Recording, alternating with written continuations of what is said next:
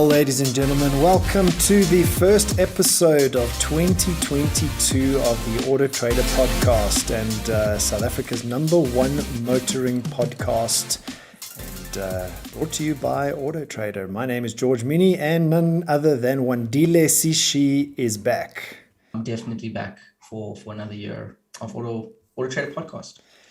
Lovely. I can't wait for this year. It looks like Wendy, we're potentially at the end of this pandemic. What do you think? I think so. I think for the most part, I think the hard bits is done, or the kind of the bad parts of the pandemic is over, and now we're on to the kind of the recovery phase, or back to normality, I guess. Well, from your mouth, because I can't wait for this back to normal to hit us again. So how was your December? Yeah, it was good. It was good.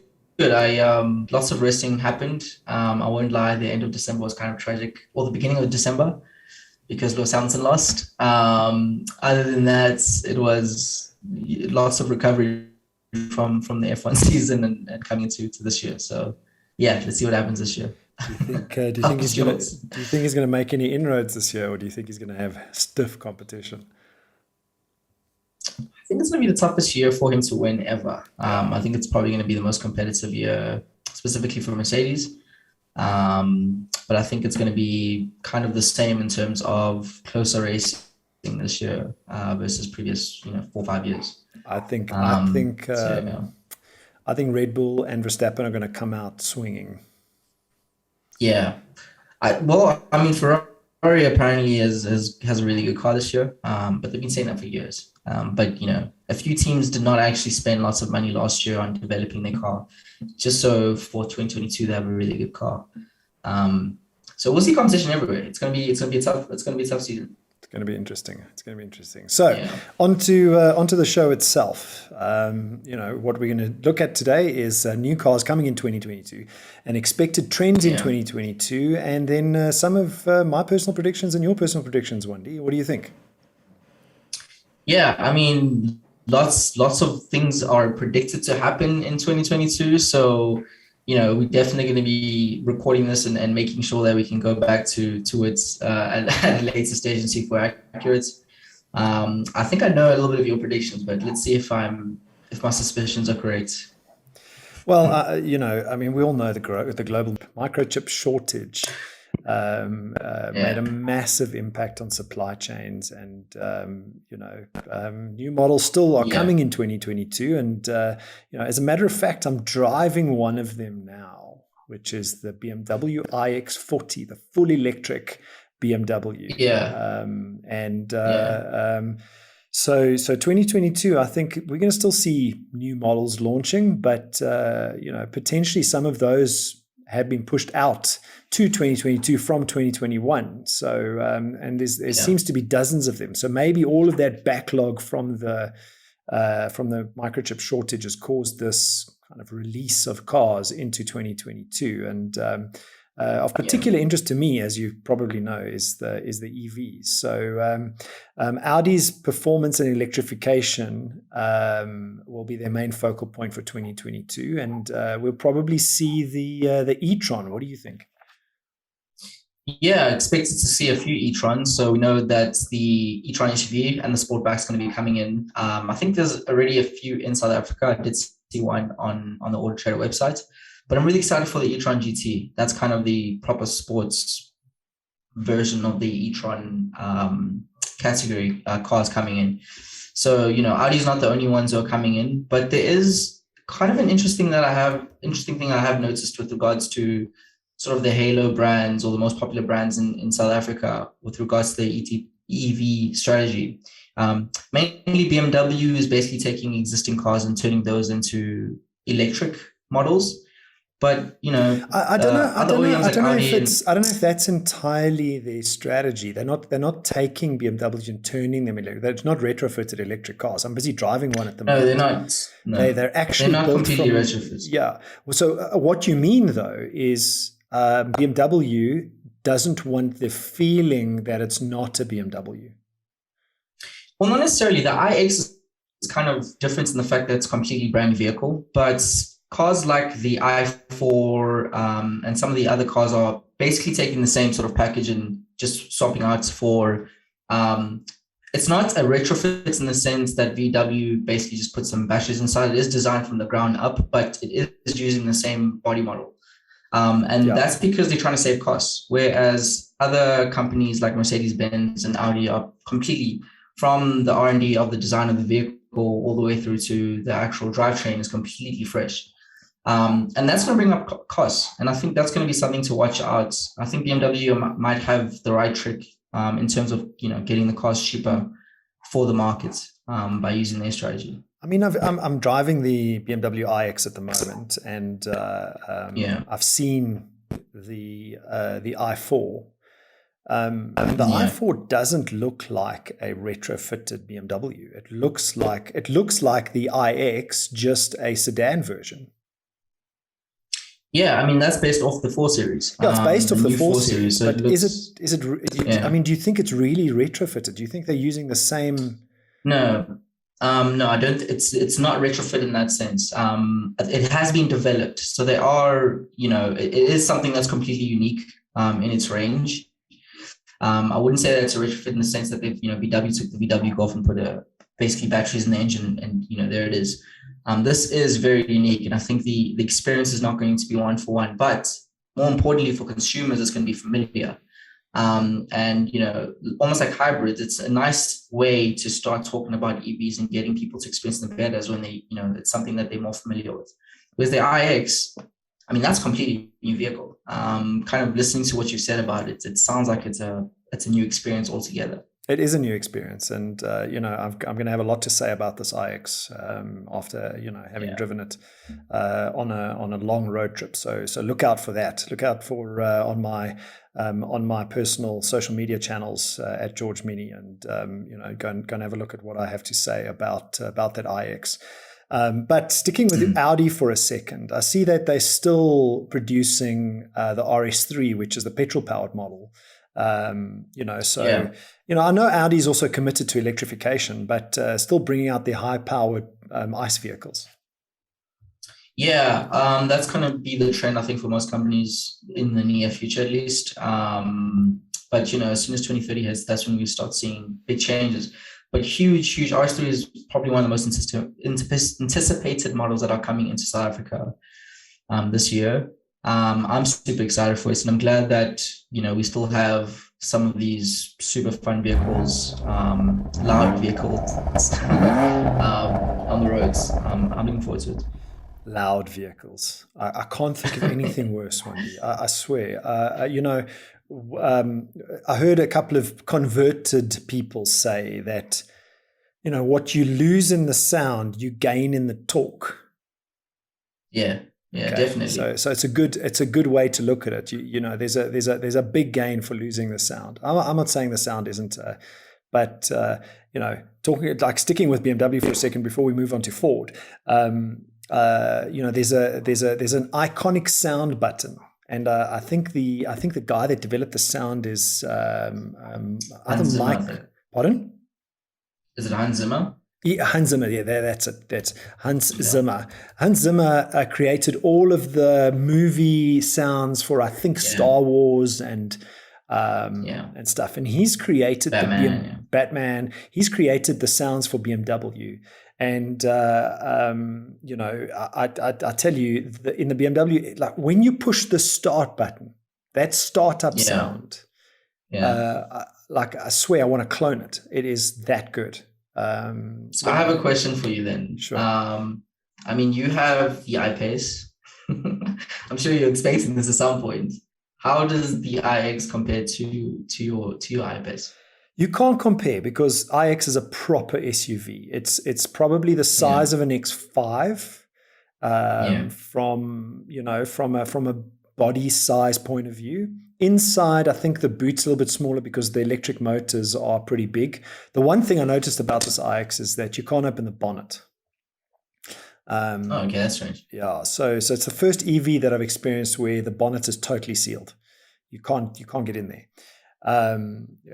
which is interesting. But nonetheless, BMW did it on purpose.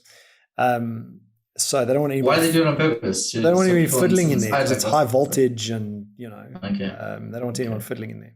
So so you can't really compare the iX to my iPace. So I'm not gonna sit here and say one is better than the other. I love my iPace, and I'm going to enjoy getting back into it when I have to give the BMW back. But the BMW is an EV, and I love EVs, and so I love the iX as much as I love my iPace. No, I'm being serious. I think once I've kind of once the novelty's worn off, then I'll probably end up with a favorite. I mean, obviously at the moment, my Jaguar I-Pace is my favorite because I own it, I drive it, I live with it. And it's faster than the iX. So, but yeah, you won't get an answer out of me yet. Let's move on to Ford. The Ford Figo is going to disappear. So the Ford Figo is going to be disappearing because Ford's moving out of India. And but that's not going to impact the really popular EcoSports, which we're seeing in South Africa and the rest of the world, which is built off the Figo platform. But I think a lot of people are really anticipating the new Ford Ranger, which is going to be coming in this year on our shores. I've seen the pictures of it; it looks amazing. So that's probably going to be one of the top selling cars in South Africa, I predict, in the next year and a half. And then Mercedes-Benz, as far as ICE-powered vehicles goes, there's big news from Mercedes-Benz and the new C-Class and S-Class becoming available in South Africa. C-Class, I think, was supposed to actually land last year. I think that's one of the models that were pushed out because a year, of the microchip specifically in the country. Yeah, exactly. But I mean, Mercedes-Benz, it seems like their big shout this year is going to be the EQ range or the electric vehicle range once again. So we're seeing this trend with lots of these OEMs are really focusing on this EV introduction into the South African market.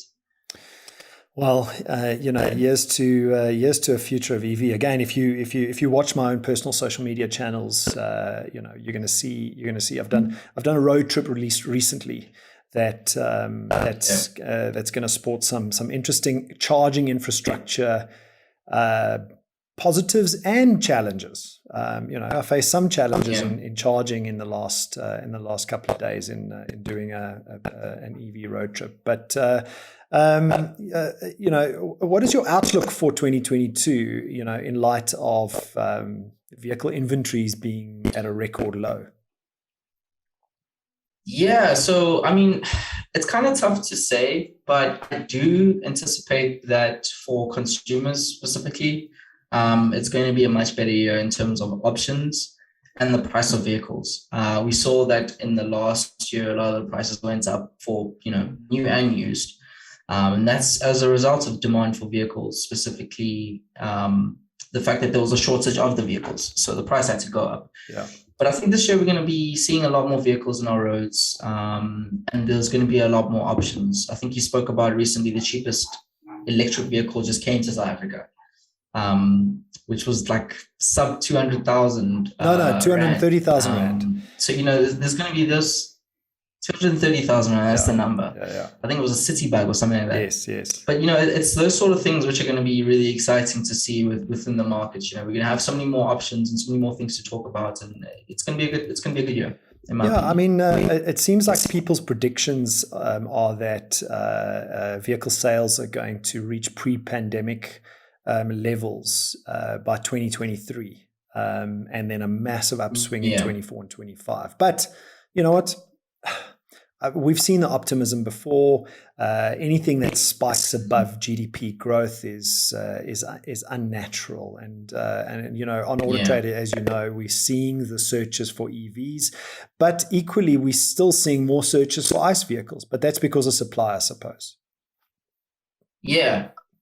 I mean, on that note, the report's going to be coming out soon, but we're already seeing some insane numbers. What report? You just teased everybody. What report? The 2021 AutoTrader car industry reports will be coming out soon. And in that, we saw that for the first time ever, we're seeing over 500,000 searches for EV cars in the country. It's those sort of things. Up from what? The interest that's growing that's really exciting me. Well, the number is it's a slow base. Yeah. No. But you're saying 500,000. What? I think it was 200. It was 246 odd. So it's doubled. It's effectively doubled. Searches. It's doubled. Yeah, correct. I think it's 110% to be completely accurate. So it's still really exciting to see the market grow, and people are getting more interest in not just ICE vehicles, but EVs are also becoming really popular. And all these little nuances which we didn't have the pleasure of experiencing in the last 2 years are now finally coming to the forefront, and people are going to be able to experience them firsthand and not just from an article or listening to us, on a camera. So it's exciting. And South Africa is big on bakkies. I'm wondering what the bakkie scenario is going to look like, with the coming EVs, because we haven't really seen any predictions of introduction of bakkies into South Africa. And South Africa is a big bakkie nation, and all of these EVs are either sedans, smaller cars, or SUVs. Do you think that South Africa is ready for that in terms of a price point and the interest in because the interest in bakkies is so big, and I don't think it's completely dependent on the drivetrain. But do you think EVs are going to be something that's going to interest people into bakkies more, or do you think it's actually going to detract from the current popularity that we're seeing with bakkies? No, I think South Africa will always be a bakkie brigade, bakkie nation. The SUVs have taken hold in in more urban upmarket areas, but by and large, the average person wants a double cab bakkie for some reason. Ford Ranger and Toyota Hilux have proven that. Yeah, definitely. And they're releasing them. As mentioned before, the new Ranger is coming. And we'll see those numbers when they start trickling in. But I anticipate that's going to be, the car to beat, really, by Polo, by everyone, really. Cars like the Polo. It's interesting that on the list of kind of anticipated cars for 2022, Audi, BMW, Ford, and Mercedes-Benz feature. But where is VW? VW is there. They definitely are there. I think there is going to be a new Polo that's going to be coming in 2022. I'm not sure if it's a refresh, so it's a facelift really more than anything else. And we can anticipate that's also going to be really popular. But they already released the new Golf. Maybe there's going to be a new Golf R or a new Tiguan R. But Volkswagen is not going to let go of their market share anytime soon, specifically in South Africa. It's a huge market for them. People love VWs in South Africa. So I think they, look out for them. But from an EV point of view, I from the top of my head, I can't think they'll be releasing anything either bespoke or retrofitted anytime soon. Yeah, and that's what I'm talking about. I've got no doubt VW will continue to assemble cars here and bring in those that they don't. But from an EV point of view, it just seems quiet. But in Europe, you see that that VW is committed to EVs. I mean, the CEO of VW had met with Elon Musk last year, and they, I'm sure, shared ideas because Elon Musk is, he's open like that. But where is VW and South Africa from an EV perspective? I mean, from an EV point of view, I think they are probably the ones who a lot of people are waiting for. If there was an EV Polo, for instance, that came into the markets, I think it's going to be, one of the most anticipated models to come in the markets. We know how popular the vehicle is, and it's just so useful in all sort of conditions for your average South African. It's the perfect vehicle to get people used to it.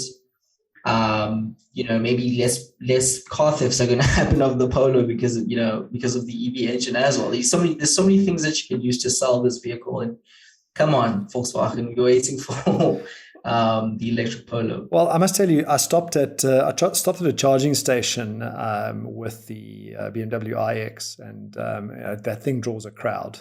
Like, I mean, every EV draws a crowd. Let me not pin it on the iX. When I drove, my road trip with my Jaguar I-Pace, had the same thing. All you need to do is park at the charging station, and I think it draws a crowd. It's not even about the car. But this one guy came and wanted to talk to me about the BMW, and then one of his questions was, at least these things are hard to steal. And I think that's the case. Yeah. I think that criminals are just going to become a lot cleverer. What are you going to be stealing though? Like, if you're stealing an electric vehicle, like what are you really like going to do with it? Well, I mean, you can't. You're not going to break it down like they do with today's ICE vehicles. Yeah. Right? So it's really maybe theft will come down. I mean, do you think it's going to be harder to steal, or do you think it's going to be less interest in stealing it because you can't sell it for parts, or maybe you can sell it for parts? I don't know. I'm going to do some digging to find out what are the EV theft numbers. I'm sure someone has done some sort of research on it. And, if I had to take a guess, I think less EVs are stolen than any other vehicles. Not just because there's less of them, but from a percentage point of view, I think they are less likely to be stolen just because of the tech. It's just too fresh and too new. So when I just Googled EV theft, the first thing that came up is stealing the charging cable. In South Africa, that's probably going to be the case. The charging cable for my I-Pace apparently is 10,000 Rand. Wow. Okay. Well, there you have it. There's a market for the cables, not for the vehicles yet. Because apparently there needs to be changes to the locking mechanism. So because when you charge your EV, you've got to leave the cable plugged in, and it seems as though like in the rest of the world that's the thing that gets stolen. I can believe that. If I lost, okay, look, I'm not a thief. Let me just put it out there. But if I had lost my charging cable, the easiest place to get one would probably be at another charging, like at a charging bay. So I can understand that. But I don't condone it. Let me just put it out there. Well, it seems to be like in just Googling this right now, electric vehicle cable theft. Well, I mean, South Africa, we know about cable theft, don't we? Like, surely, like people are stealing high voltage cables all the time. This is going to be easy. Yeah, no, definitely. It's fuel electricity. Ultimately, I am curious to find out if you can charge anything outside of a vehicle from a charging bay. What do you mean? Because that's.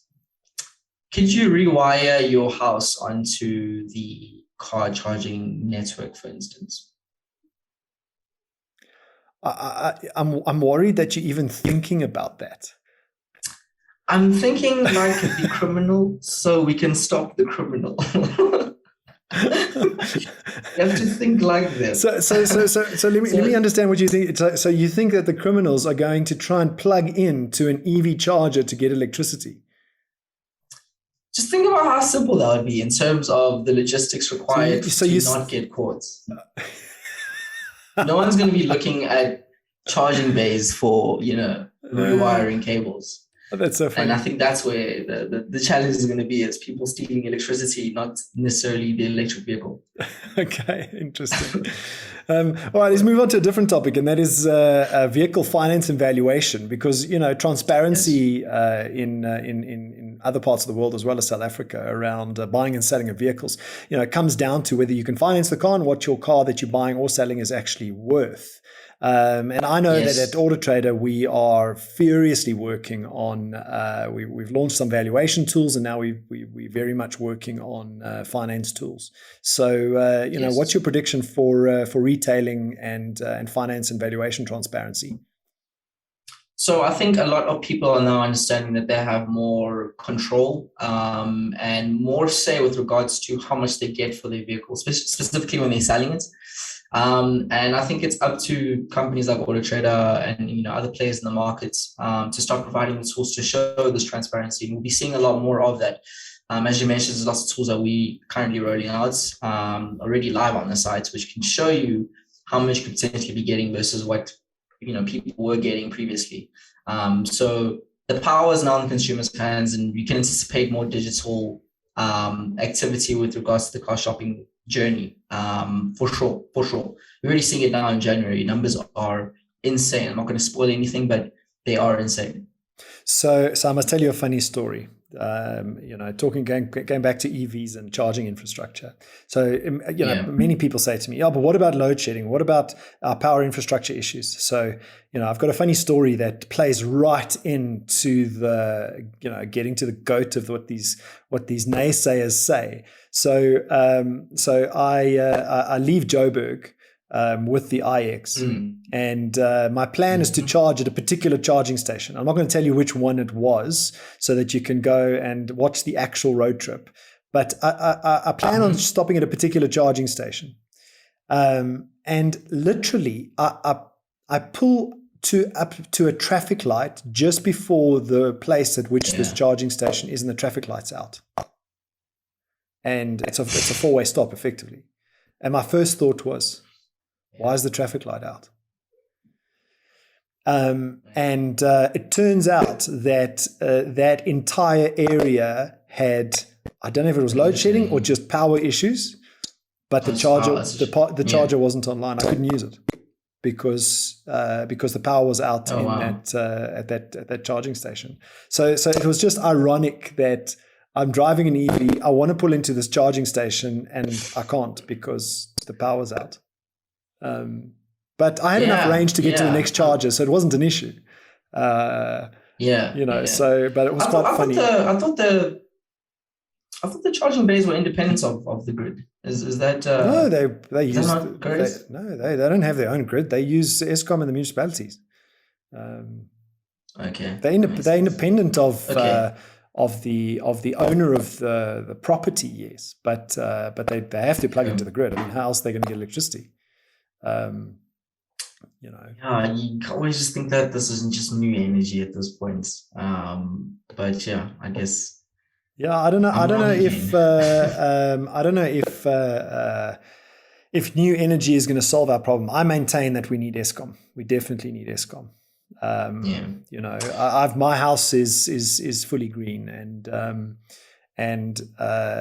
in long periods of rain that we've had over the last couple of weeks, you do then end up having to rely on Eskom, especially if you've got an EV. If you've just got solar energy on your house, you can be off the grid. That's no problem at all. But to charge a car and to run your house, totally different story.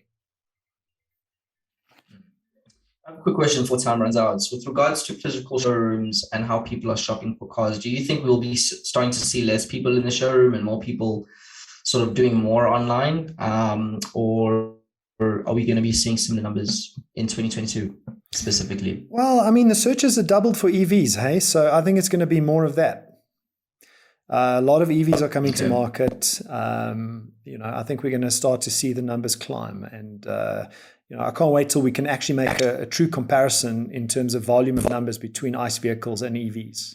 And I think it's coming. I think in the next 12 to 24 months, we're going to see it. But digital shopping versus physical shopping, do you think there's going to be a change? I see what you mean. As the pandemic ends, I think we will gravitate towards more physical world experiences again. But I don't think we'll ever lose what we've learned. Life will just be a lot easier. You'll maybe go and shop for a car at the final stages physically, rather than more of the shopping journey will be online. But it's not going to take away the physicality of it, I don't think. I think I agree with you. I mean, I do. Whenever I go to a store, I'm in and out within five minutes. I don't like shopping because you've done the shopping online first. Yeah. Exactly. I've even called the stores to say, hey, can you put that at the side for me? And then I go and just pick it up. So I think I agree with you. Digital's still going to be the powerhouse, but the final stage is still going to be very much at the dealership. Well, ladies and gentlemen, that's all we have time for, unfortunately. And I'm George Mienie, as usual, joined by Wandile Sishi, and may Verstappen win 2022. See you next time.